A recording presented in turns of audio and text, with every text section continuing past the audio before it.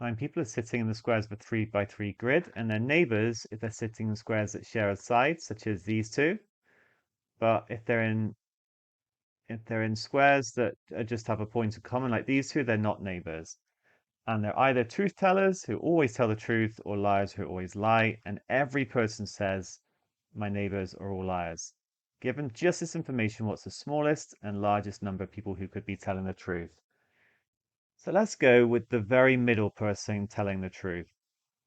Okay, that is just an assumption that we can make. And then in a minute, I'll assume that the middle person is a liar. What are the consequences of each of these? So if the person in the middle is telling the truth and they're saying that all their neighbors are liars, that means these people must all be liars. Now let's look at the top left corner. If this person was a liar, then they would say all my neighbors are liars, but they'd actually be telling the truth. So we can't have somebody top left that's a liar. They've got to be telling the truth. But actually that applies to all of them. So when we put T in the middle, we're going to get 5 truth tellers. And this is the only setup we could have with one person telling the truth in the middle. Let's now take a look at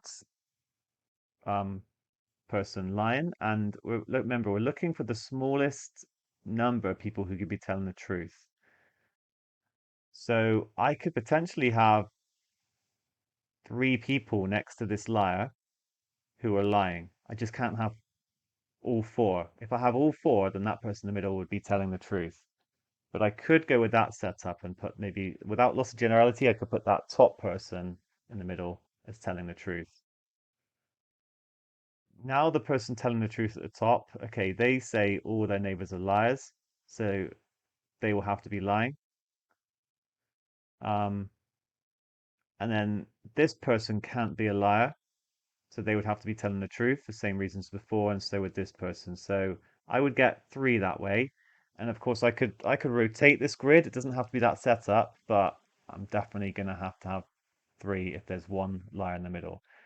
And so the smallest number is 3, the highest number is 5, and our answer is going to be E. I just want to go through that last one just again. So it was saying that somebody in the middle is a liar. I'm just trying to minimize now the number of truth tellers. So of course, I could potentially have 2 here.